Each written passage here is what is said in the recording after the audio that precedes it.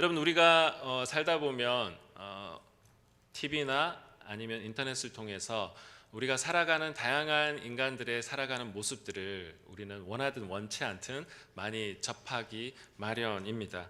근데 대부분 보면 좋은 소식들도 있지만 나쁜 소식들이 많은 것이 사실입니다. 훈훈한 소식도 좀 많이 전했으면 좋겠는데 대부분 좀 자극적인 것들이 많아야 사람들이 많이 보고 좀 클릭을 많이 하기 때문일 것이라 생각합니다. 그런데 우리가 부정적인 일들, 뭐 예를 들어서 어떤 한 연예인이 뭐 불륜을 저질렀대, 누가 누구를 사기쳤더라, 뭐 이런 안 좋은 이야기들, 막 이런 이야기들을 또 폭행했더라, 뭐 이런 이야기를 들으면 우리는 혀를 차면서 어떻게 세상에 저렇게 행동을 할 수 있느냐라고 하면서 강한 확신이 있죠. 그 전제에는 나는 결코 저런 행동을 하지 않을 거야 라고 하는 그러한 전제를 가지고 그렇게 확신에 찬 멘트를 할 때가 있습니다. 또 한편으로는 많지는 않지만 때로는 또 긍정적인 뉴스들도 나오지 않습니까? 훈훈한 연말 연시에 특히 그런 좋은 소식들이 많이 있는데, 그런 좋은 일들을 하고 선행을 하는 사람들의 이야기들이 기사로 나오면 또 마음 가운데 강한 또 내 마음에 스스로 긍정의 마음이 있습니다. 나도 저런 삶을 분명하게 살아야지, 살 수 있을 것이야. 막연한 낭만적인 일종의 확신을 가지고 그 뉴스를 볼 때가 있습니다. 여러분 왜 그럴까요? 우리는 대부분 언론이나 이런 글들이나 어떤 뉴스를 통해서 보는 것들은 좀 객관적으로 자기와 연결해서 보지 못할 때가 참 많이 있습니다. 그래서 저 멀리 있는 그런 이야기쯤으로 생각하고 좀 때로는 낭만적으로, 때로는 자기에게는 굉장히 관대한 그런 마음을 가지고 그것들을 평가하고 바라볼 때가 굉장히 많이 있습니다. 그러나 여러분 우리가 살다 보면 내가 실제로 중요한 가치라고 생각하는 것들, 그리고 내가 깊이 동의하는 그러한 가치들대로 내 손과 발이 똑같이 행동할 때가 많습니까? 적습니까? 어떻습니까? 한번 마음에 손을 얹어서 한번 생각해 봤으면 좋겠습니다. 여러분 사실 우리가 중요하다고 여기는 가치, 동의하는 가치들, 정말 이거는 중요한 가치야, 이거는 진리야, 어떻게 사람이 그럴 수 있어 생각하는 우리들 안에 많은 이야기들이 있습니다. 그런데 실제로 상황이 벌어지면, 그러한 어떤 이슈의 정면으로 내가 서게 되면 실제로 나의 손과 발은 그러한 행동을, 그리고 그러한 곳으로 발걸음을 옮기기가 사실은 쉽지 않은 것이 우리가 크고 작게 경험하는 우리의 삶의 모습입니다. 여러분 그래서 신앙생활에도 이것을 한번 적용해 보면 우리가 살아갈 때 우리의 삶이 내가 믿는 바, 나의 실천하는 바가 동일하면 좋겠지만 이것에 괴리가 일어나는 것이 참으로 많이 있습니다. 여러분 한 사람의 진정한 영성, 경건은 그 사람이 확신에 차서 말하는 목소리의 데시벨의 크기와 상관이 있으면 좋겠지만 사실 그거와는 비례하지 않을 때도 굉장히 많이 있습니다. 강한 확신 속에서 이야기하는 사람이 강한 행동을 보여줬으면 좋겠지만 사실 그렇지 않을 때도 굉장히 많이 있습니다. 여러분 성경의 인물 중에 센 사람, 강한 주장을 했던 인물 하면 많은 인물들이 생각나겠지만 오늘 본문에 등장한 한 사람, 베드로라고 하는 사람이 여러분 생각나실 겁니다. 오늘 특히 31절의 말씀을 보면 베드로가 굉장한 확신과 그리고 센 멘트를 하고 있는데, 우리 31절의 말씀을 같이 한 목소리를 한 번 더 읽어보도록 하겠습니다. 시작. 베드로가 힘있게 말하되 내가 주와 함께 죽을지언정 주를 아멘. 자, 여기 보면 베드로가 굉장히 감정이 섞여 있는 표현들이 등장하는데 힘있게, 굉장히 힘있게 말했다고 그러겠죠. 그리고 죽을지언정이라고 이렇게 표현합니다. 여러분 이 죽는다라고 하는 이 표현은 뭐예요? 강한 확신과 정말 나의 의지를 보여주는 그런 표현이지 않습니까? 그런데 베드로는 힘있게 죽음을 거론하면서 나는 주님을 부인하지 않겠습니다. 예수님께서 제자들이 배신할 것들을 강하게 예고하셨죠. 베드로에게도 특히 닭이 몇 번 울기 전 보통 3번이라고 알고 계시는데 2번 울기 전 3번 부인을 할 것이다라고 예언을 하십니다. 자, 그런데 베드로의 모습은 어땠습니까? 우리가 알다시피 결국 배신을 하게 됩니다. 여러분, 어쩌면 우리가 신앙생활을 할 때 우리가 끌리는 사람은 어떤 사람에게 많이 끌립니까? 베드로처럼 확신에 차서 이야기하는 사람들에게 끌릴 때가 굉장히 많이 있습니다. 왜 그럴까요? 사람들은 불확실한 미래보다는 확실한 미래를 우리에게 보장해 줄 것 같은 확신에 찬 그러한 리더십을 우리는 좋아하고 끌립니다. 확실한 미래, 그것을 보장해 줄 만한, 그런데 그 사람의 심정의 어떤 모습을 보니까 확신에 차서 이야기해요. 굉장히 매력적이고 굉장히 우리가 우리의 영혼을 그 사람에게 맡겨도 될 만큼 심정적으로는 끌려가는 것이 우리들의 현실의 모습입니다. 여러분, 그러나 신앙생활은 자기 확신이라고 하는 이 감정이 핵심이 아닙니다.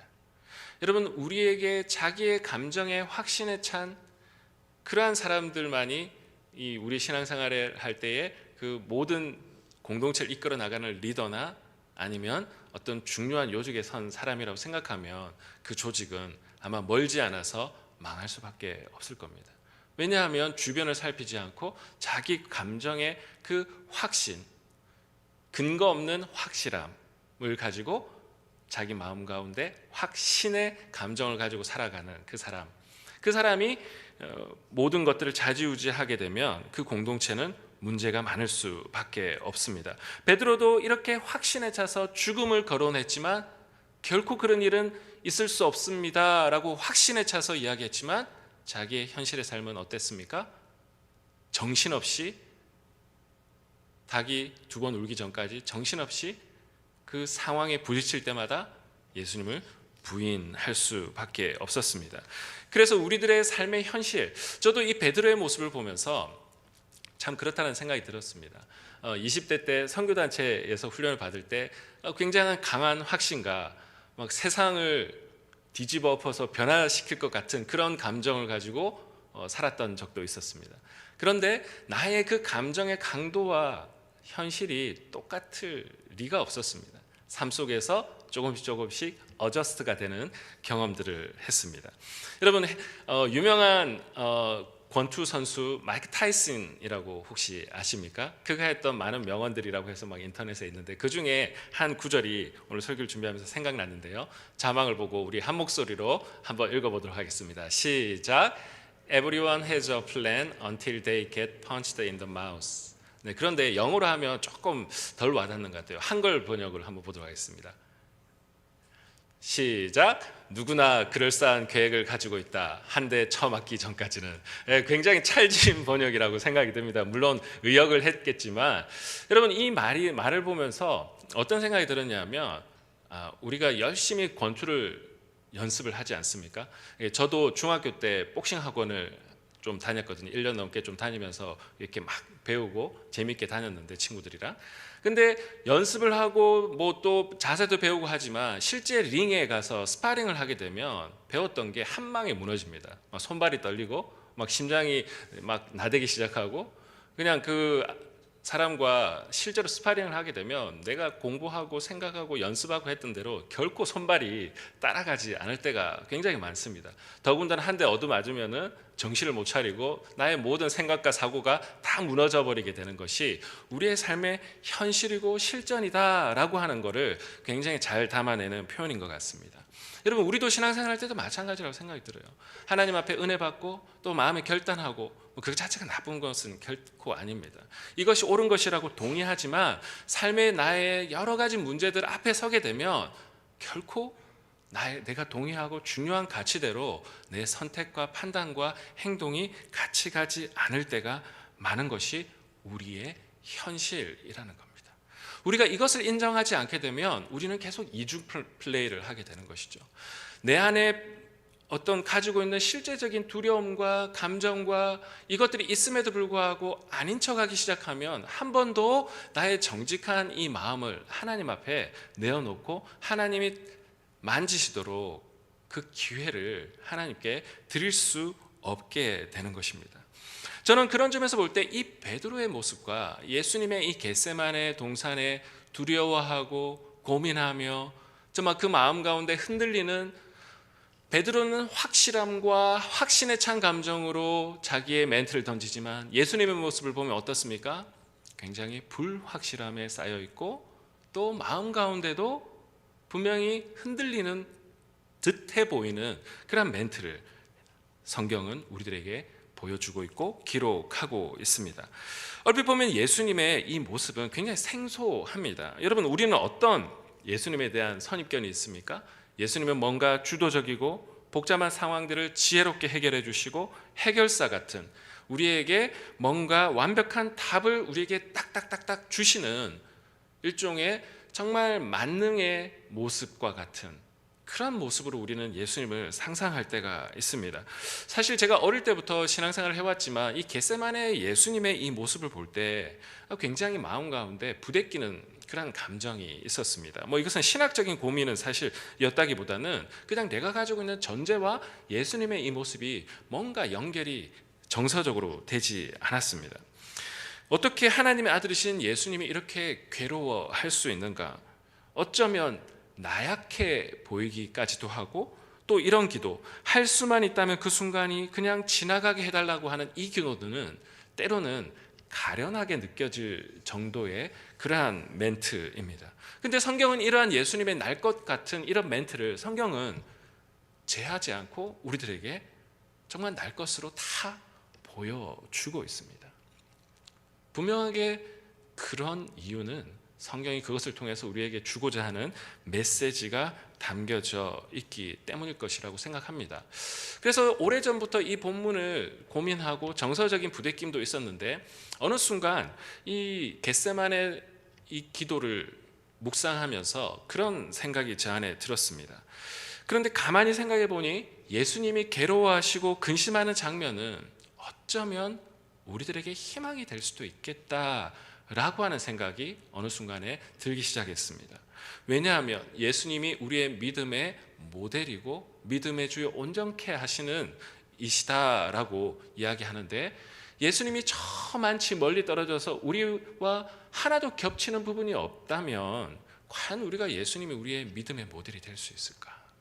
어쩌면 예수님이 우리들의 모든 감정과 삶을 체휼하신 분이시다라고 성경은 우리에게 이야기하는데, 그 예수님의 감정의 그 모습과 폭풍치는 그 모습을 우리들에게 적나라하게 보여줌으로써 성경은 우리에게 무엇을 보여주고 싶은 것일까?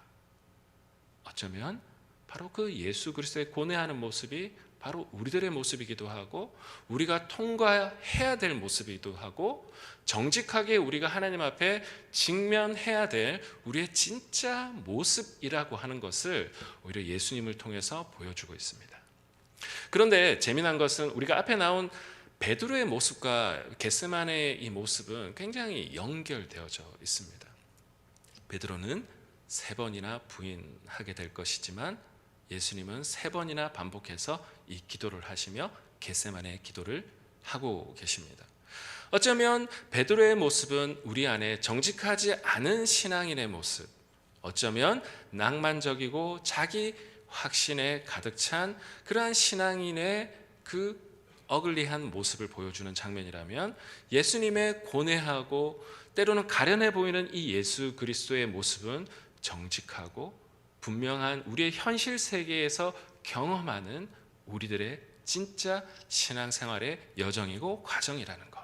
성경은 이것을 우리들에게 정직하게 대면하도록 이 두 모습을 대조하고 있습니다. 여러분, 이 장면을 통해서 여러분 우리들의 모습을 한번 돌아보았으면 좋겠습니다. 혹시 여러분 베드로처럼 자기 확신에 차서 강한 말들과 자기의 주장의 확실함을 통해 혹시 신앙생활하고 있지는 않습니까? 그러나 뒤돌아서 보면 정직하게 내 마음 가운데는 예수님처럼 이러한 흔들리는 마음과 두려운 마음과 걱정되는 마음이 우리 안에 있음에도 불구하고 없는 척 혹시 우리는 그렇게 신앙생활을 하고 있지는 않는지. 그런데 우리가 그렇게 신앙생활을 해나가면 결국 최대 피해자는 우리일 수밖에 없습니다. 왜냐하면 하나님 앞에 정직하게 내 자신을 한 번도 대면할 기회를 우리는 가릴 수 없기 때문이죠. 가장 불쌍한 사람은 화려한 언어들과 확신에 찬 언어들로 주변의 수많은 사람들에게 이야기를 하지만 실제로 자기는 이 정직한 언어를 하나님께 드려본 적이 없는 사람들, 항상 승리하고 뭔가 우리 가운데 이루어내는 언어들로 가득 차 있지만 실제로 내 내면에 하나님 앞에서 이러한 정직한 언어를 드려보는 것이 내 안에 익숙하지 않은 사람은 결국 한순간에 무너질 수밖에 없습니다. 여러분, 오늘 이 본문을 통해 하나님은 우리들에게 오히려 위로하고 계십니다. 위로하고 있습니다. 그리고 격려하고 계십니다. 괜찮다. 나의 아들 예수 그리스도의 그 모습을 보라. 그것이 오히려 너희의 정직한 삶의 모습이고 신앙의 모습이다. 정직한 언어로 예수님이 쏟아낸 그 언어, 어쩌면 예수님을 따르는 사람들이 볼 때 부끄러울 수도 있는 그 언어, 그 언어를 우리들에게 적나라하게 보임으로써 괜찮다. 내가 먼저 내 인간의 내면의 폭풍의 언어들, 두려움의 언어들을 먼저 앞에서 깔아놓을 테니까 너도 그 언어들을 타고 고백해라. 그리고 정직하게 나 앞에 서라. 주님께서 우리들에게 말씀하시는 희망과 소망의 메시지인 줄로 믿습니다. 여러분, 역사를 우리가 좀 보면, 기독교의 역사를 보면 종교개혁을 했던 믿음의 선배들도 그 언어들을 보면, 편지나 글들을 보면 굉장히 두려움에 쌓여 있었던 것을 볼 수가 있습니다. 루터나 칼빈 모두 다 마찬가지입니다. 루터는 그 살해의 위협 속에서 숨어서 성경을 번역을 하기도 하고 또 개혁을 해나갔던 인물인데, 그가 그 두려움 속에 지었던 그 곡이 우리가 부르는 찬송가 585장에 있습니다. 내 주는 강한 성이요 방패와 병기 되시니 큰 환난에서 우리를 구하여 내시리로다. 내 힘만 의지할 때는 패할 수밖에 없도다. 여러분, 노래의 가사말이라고 하는 것은 자신의 실제 경험 속에서 흔들리는 과정 속에서, 고뇌하는 과정 속에서 나올 때가 굉장히 많이 있습니다. 그래서 그 사람의 마음을 사로잡는, 그리고 우리의 마음을 관통하는, 오랫동안 불려지는 노래나 그런 가사말들은 정말 그 한 사람도 그 시대의 아픔과 상처를 그 마음에 받으면서, 그 자신도 부대끼면서, 그 자신도 상처를 입으면서 쏟아낸 언어일 때 그 시대의 사람들의 마음을 치유하기도 하고 그들의 마음을 만져주기도 하고 그들로 하여금 희망과 소망을 품게 할 때가 굉장히 많이 있습니다. 종교개혁가였던 그 루터도 그 마음 가운데 두려움과 살해의 위협과 과연 내가 이것을 할 수 있을까라는 그 다양한 감정들이 그를 둘러쌌지만 그는 기도하였던 사람이었고, 마치 겟세마네의 그 두려운 감정을 쏟아냈던 예수 그리스도처럼 그 마음을 하나님 앞에 고백했던 사람이었고, 그것을 통과하며 참된 확신 속에 나아갔던 사람이라고 생각합니다. 여러분, 그래서 신앙이 좋다라고 하는 것은 뭐냐? 그냥 확신에 찬 그 언어들로 둘러싸여 있는 사람이 아니라 정말 정직한 언어로 하나님 앞에 고백하지만 그 언어를 통과해서 진짜 내 마음 가운데 참된 소망의 언어, 그 십자가를 통과하여 부활의 참된 그 소망까지 마음 가운데 경험한 사람이 쏟아내는 그 언어가 참된 위로와 소망과 회복으로 우리를 이끌어 줄 줄로 믿습니다. 여러분, 그런 점에서 볼 때 예수님의 이 기도, 특별히 36절은 우리들에게 두 가지의 분명한 가이드라인을 주고 있습니다. 우리 36절의 말씀 같이 한 목소리를 한 번 더 읽어보도록 하겠습니다. 36절의 말씀입니다. 이르시되 아빠 아버지여, 아버지께는 모든 것이 가능하오니 이 잔을 내게서 옮기시옵소서. 그러나 나의 원대로 마옵시고 아버지의 원대로 하옵소서 하시고. 네, 제가 실수한 겁니다. 자막을 제가 드려야 되는데, 자, 그런데 앞부분에 보면 이 잔을 내게서 옮기옵소서. 이것은 우리의 본능적인 기도입니다. 우리의 본능이라는 거죠. 우리의 마음이에요. 하나님의 일이라는 것을 알고 있음에도 불구하고 우리 안에 이 본능적인 감정이 있습니다. 하나님, 제발 이것은 나에게 물러갔으면 좋겠습니다. 하나님, 이 일을 안 했으면 좋겠습니다. 왜 나에게? 괴로운 마음들, 이것은 우리의 본능의 기도입니다. 하나님은 우리의 이 본능의 기도, 우리 안에 있는 이 욕망의 기도, 이 두려움의 기도를 하나님은 우리에게 하지 말라 하시는 분이 아닙니다. 하라고 하십니다. 그런데 이 기도가 결코 잘못되었다고 할 수 없고 오히려 주님은 이 기도를 하십니다. 그런데 이것을 통해서 주님은 우리에게 어디에 기도의 자리를까지 우리를 인도하시냐? 두 번째 예수님의 기도, 나의 원대로 마옵시고 아버지의 원대로 하옵소서. 앞에서 우리의 본능적인 기도, 하나님 나의 미래에 대해서 두렵습니다. 불투명합니다. 하나님 나의 파이낸셜적인 부분도, 사람을 만나는 것도, 그리고 나의 미래를 볼 때 정말 너무나 우울하고 불투명합니다. 이러한 정직한 이 기도를 올려드리고, 그러나 하나님 앞에 우리 안에 어떤 씨름을 해야 하느냐? 하나님, 그러나 나의 원대로 마시고 하나님 원대로 하옵소서. 그리고 진짜 하나님이 우리의 길을 인도하는 것이 우리에게 참된 소망이요 힘이요 능력입니다. 이 기도까지 우리가 함께 올려드릴 때 이것이 바로 예수 그리스도가 걸어가셨던 그 기도의 모델을 우리가 따라가는 기도가 될 것이라고 생각합니다. 여러분, 오늘 우리가 이 본문을 보면서 설교의 이 마지막 한 부분을 우리가 더 보기를 원하는데, 그것은 39절에 있는 말씀 안에 담겨져 있는 메시지입니다. 우리 39절의 말씀 다 같이 한 목소리로 한 번 더 읽어보도록 하겠습니다. 시작. 다시 나아가 동일한 말씀으로 기도하시고. 우리는 이미 이 본문을 너무나 잘 알고 있습니다. 예수님은 이런 기도, 이 폭풍치는 감정의 요동의 한복판을 통과하고 있는 이 예수 그리스도, 그러나 제자들은 그 한복판에서 어떻게 하고 있습니까? 깨어있지 못하고 잠을 자고 있습니다. 그런데 예수님께서 3번이나 이렇게 반복해서 기도했다라고 그 다음을 보면 나와 있는데, 예수님은 계속해서 어떻게 기도했느냐? 동일한 말씀으로 기도했다라고 되어 있습니다. 이전에 제가 이 겟세마네 이 기도를 보면서 사실 이 39절의 말씀이 눈에 안 들어왔어요. 근데 이번에 말씀을 준비하면서 이 39절의 말씀이 제 안에 굉장히 깊이 다가왔습니다. 왜냐하면 내 현실의 경험들이 소환되어 있기 때문이죠. 여러분, 우리가 삶을 살다 보면 개인의 경험을 볼 때도 하나님 앞에 한 번 기도한다고 내 삶이 쉽게 변하던가요? 결코 그렇지 않습니다. 한 번 기도했다고 변하면 얼마나 좋겠습니까? 오히려 한 번 기도하고 확신에 찬 사람이 있다면 오히려 현실 감각이 없는 사람일 수도 있습니다. 여러분, 그리고 또 역사의 장면들을 한번 보았으면 좋겠습니다. 여러분, 우리 100여 년 전에 우리 신앙생활 하던 그 시대의 상황과 지금 현실의 상황이 어떻습니까? 동일한 부분도 있지만 또 많이 달라진 부분이 있습니다. 여러분, 역사를 한번 잘 우리가 살펴보면 현실 속에서 우리가 그 당시를 살아갈 때는 절망하고 낙심하고 포기하고 싶을 때도 굉장히 많이 있지만, 역사 속에서 조금씩 변해갔던 역사들을, 우리 기독교의 역사들을 우리는 분명하게 알 것입니다. 그래서 왜 이 기도가 저에게 들어왔냐면, 개인의 삶을 볼 때도 참 변하지 않는 나의 모습에도 절망하기도 하고, 또 역사의 장면을 통해서도 참 변하지 않는 교회의 역사, 현실의 역사를 볼 때에도 절망하고 낭망합니다. 그런데 예수 그리스도는 포기하지 않으시고 3번이나 반복하며 동일한 이 기도를 통해 하나님 앞에 이 기도를 올려드렸다라고 하는 이것이 저에게 굉장히 위로가 되었습니다.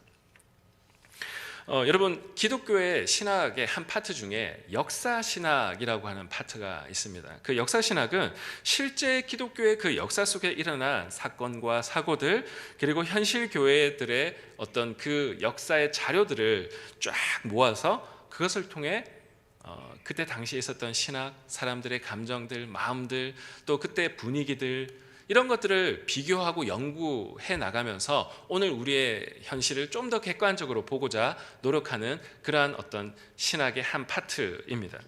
이전에 제가 한 세미나에 참석을 했었는데, 그때 역사를 전공하신, 일반 역사를 전공하신 교수님이셨습니다. 그런데 이분이 신학교에서 또한 가르치시는 분이셨습니다. 그런데 그분이 재미난 이야기를 하나 했어요. 중세의 그 역사의 문헌들을 연구를 하는데 그 중에 한 방법론이 있는데 심성사적 연구 방법론이라고 하는 이야기를 하셨습니다. 심성, 인간의 마음, 그 인간의 마음들을 그 역사의 자료를 통해 읽어나가면서 그 시대의 분위기가 어땠는지, 실제로 신앙생활을 했던 사람들의 그 마음을 움직였던 것들은 무엇인 모습이었는지를 좀 살펴보는 그러한 어떤 연구 방법이라고 소개하셨습니다. 여러분, 그런데 사람들의 마음을 그러면 과연 어떻게 알 수 있을까? 이것이 질문이지 않습니까? 그런데 그때 당시에 사람들의 마음, 진짜 마음, 속내가 담겨져 있는 그 문헌이 무엇이냐? 바로 그것은 유언장이었습니다. 여러분, 유언장을 쓸 때 진짜 자기의 고백이 담겨져 있거든요. 특히 그때 중세시대의 크리스찬들, 카톨릭적 영향을 강하게 받았던 그 시대에 죽음 앞에 섰을 때 죽음에 대해서 그 당시의 사람들이 어떻게 생각했느냐, 그리고 죽고 나서 나의 그 이후의 삶은 어떻게 될 것이냐에 대한 이 고백이 유언장에 굉장히 많이 담겨져 있다고 합니다. 그래서 그때 당시에 있었던 유언장들을 막 연구를 해보고 그 사람들의 어떤 것들을 보면 그 시대의 사람들이 죽음에 대해서 신앙 고백이 어땠는지가 많이 드러나 있다고 있다고 이야기합니다. 근데 재미난 것은 우리가 종교개혁, 그래서 종교개혁 시대 이후에 그 로만 카톨릭을 통해서 벗어나서 이제 새로운 개신교가 탄생합니다.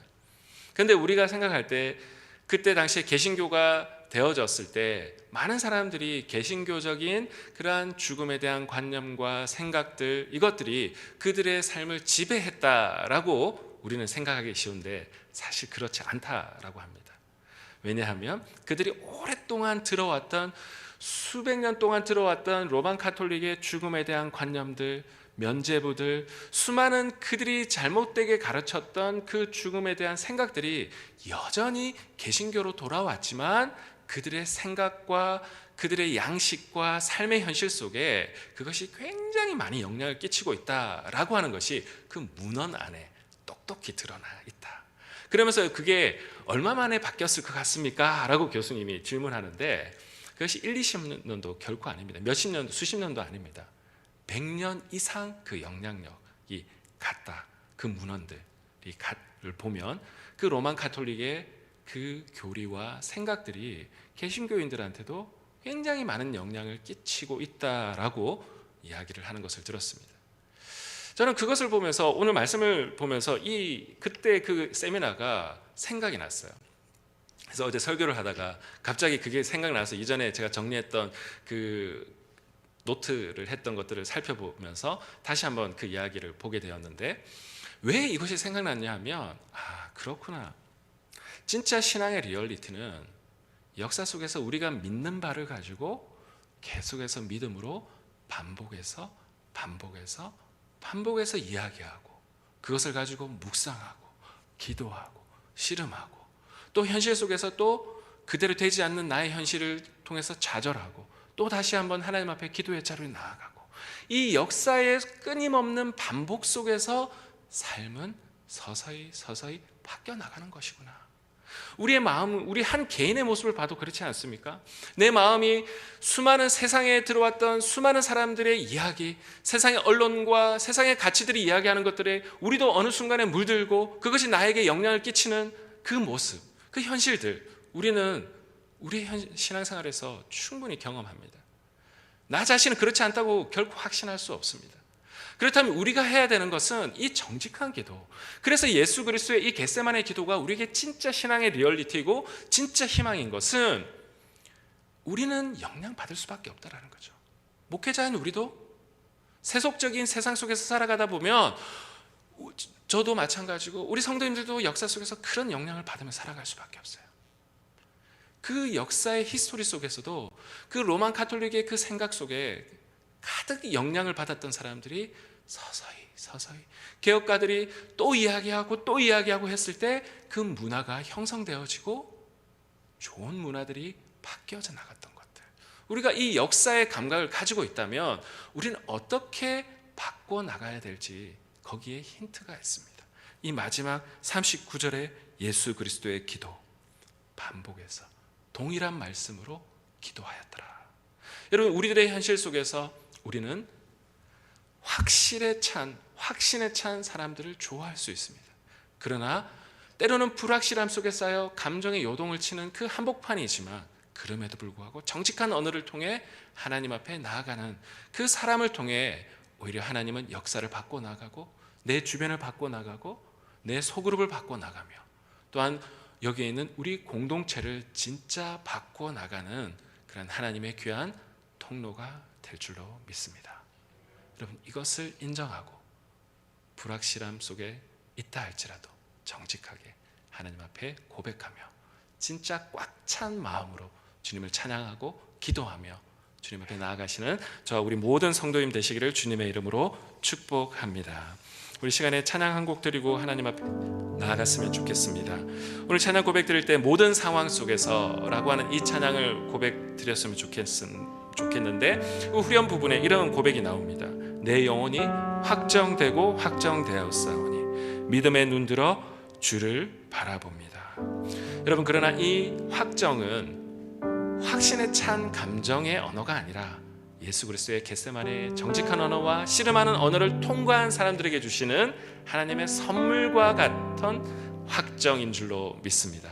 우리 그 마음을 담아 이 찬양의 고백 주님께 올려드리겠습니다. 모든 상황 속에서 주를 찬양할지라.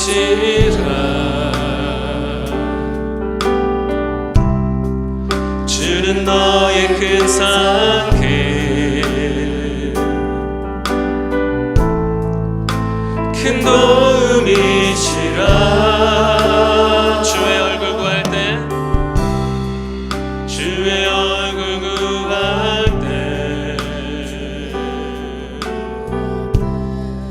주의 영을 부사 크신 사랑 안에서 크신 사랑 안에서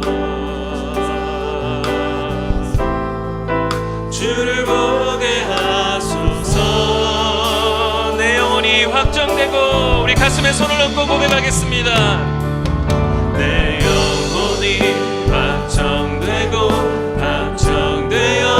확정되었사오니 믿음에 눈들어 주를 바라봅니다. 내 영혼이 확정되고 확정되었사오니 믿음에 눈들어 주를 바라보. 우리 다시 한번 믿음으로 고백합니다. 내 영혼이 확정되고 내 영혼이 확정되고 확정되었사오니 믿음에 눈들어 주를 바라봅니다. 내 영혼이 확정되고 확정되었사오니 믿음에 눈들어 주를. 우리 나같이 이 시간에 한번 손들고 믿음으로 선포하며 내 영혼이 확정되고 확정되었사오니 믿음에 눈들어 주를 바라봅니다. 내 영혼이 확정되고 확정되었사오니 믿음에 눈들어. 우리 마지막으로 한 번 더 고백하겠습니다. 내 영혼이 확정되고 확정되었사오니 믿음에 눈들어 주를 바라봅니다. 내 영혼이 확정되고 확정되었사오니 믿음에 눈들어 주를 바라봅니다. 그럼 이 시간에 하나님 앞에 두 가지를 놓고 기도했으면 좋겠습니다. 첫 번째 기도할 것은 하나님, 우리 안에 정직한 언어를 가지고 하나님 앞에 우리 안에 있는 불안한 마음과 두려움과 하나님 걱정과 근심이 되는 것이 있다면 그것을 우리의 구체적인 입을 열어 주님 앞에 표현하고 고백했으면 좋겠습니다. 그것이 때로는 반복된 감정의 표현이라 할지라도 하나님은 그것을 우리에게 허용하시고 말씀하라 말씀하고 계십니다. 그리고 두 번째 기도할 것은 우리가 하나님 앞에 하나님, 그러나 나의 원대로 하지 마옵시고 주님의 뜻대로 하옵소서라고 하는 이 기도 또한 우리가 놓치지 않고 하나님 앞에 고백하길 원합니다. 그리고 또한 우리가 이 시간에 마지막 적용하여 기도할 것은 예수님이 반복하여 기도하였듯이 하나님 포기하지 않고 우리가 계속해서 반복하여 기도할 때 우리의 머리부터 우리의 발끝까지 우리의 영혼이 채워지도록 하나님 앞에 반복하여 기도할 때 내 자신이 변하고 또 반복해서 진리를 이야기하고 선포할 때 역사가 변할 것들을 믿는 믿음 안에 기도하는 믿음의 사람들 되게 하여 주십시오라고 이 시간에 주여 한번 외치고 간절한 마음으로 주님 앞에 기도하며 나가도록 하겠습니다. 주여 하나님, 이 시간에 주님 앞에 기도하며 나아갑니다. 하나님, 그렇습니다. 하나님, 제 안에도 두려움이 있습니다. 하나님, 제 안에 걱정이 있습니다.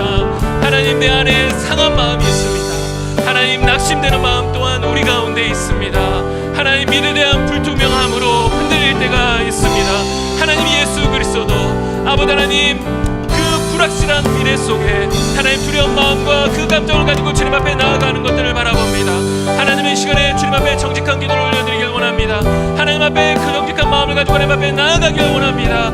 하나님, 우리의 기도를 받아 주시옵소서. 아버지 하나님, 자기 확신에 가득 찼던 그 베드로의 아버지 정직하지 못한 기도를 드리는 인간들이 아니라 아버지 하나님 앞에 정직한 언어, 하나님 앞에 그 정직한 고백을 올려드렸던 그 예수 그리스도의 기도의 고백이 우리의 기도가 될 수 있도록 주님 인도하여 주시옵소서. 아버지 하나님, 그럴싸한 기도, 그럴싸한 아버지 언어로 고백하는 기도가 아니라 아버지 하나님, 때로는 아버지 낙심하고 때로는 아버지 우리 가운데 아버지 하나님 믿음 없어 보이는 그 기도처럼 보이지만 아버지 그것을 가지고 주님 앞에 나아가는 자들마다 우리 하나님이 진리로 인도하시며 반복하여 포기하지 않고 기도할 때에 우리를 진리로 인도하며 역사를 변화시키는 그 하나님의 원동력으로 우리를 삼으실 것을 믿는 믿음 안에 나아가는 자들 다 될 수 있도록 아버지 하나님 우리 인도하시고 부르시기를 소원합니다. 주님 우리를 인도하여 주시옵소서. 거룩하신 주님 감사합니다. 그렇습니다. 주님, 베드로의 모습 속에 우리들 안에 있는 정직하지 못한 모습을 바라봅니다. 우리 안에 있는데 하나님 앞에 꺼내지 못하는 우리 안에 그 감정의 언어들이 있습니다. 주님께서 우리에게 말씀하라고 하시고 꺼내라 말씀하시는 그 언어를 우리가 고백하길 원합니다. 기도의 테이블 위에 올려놓기를 원합니다. 그리고 눈으로 보기를 원합니다. 감정으로 느끼길 원합니다. 괴로워하길 원합니다. 주님, 그 위에 주님의 만지심을 경험하게 하여 주십시오. 그리고 또한 아버지 하나님, 그러나 우리 안에 그러나 주님 나의 원대로 마시고 주님의 뜻대로 하옵소서라고 하는 이 고백을 놓치지 않고 주님 앞에 올려드리길 원합니다. 주님, 또한 기도하옵기는 나의 모습에 실망하여 낭망하여 넘어져 있는 형제와 자매들이 있습니까?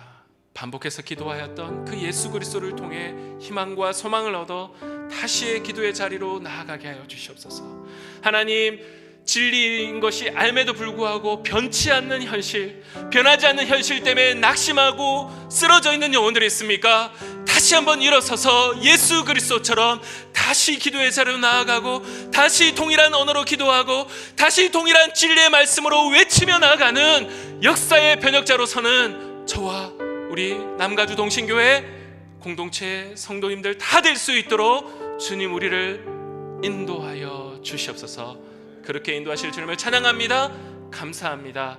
살아계신 주 예수 그리스도의 이름으로 기도드리옵나이다. 아멘.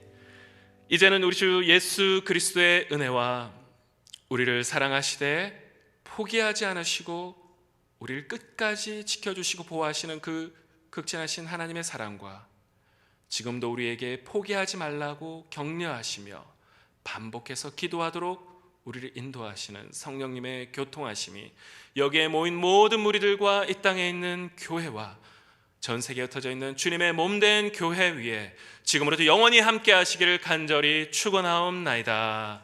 아멘.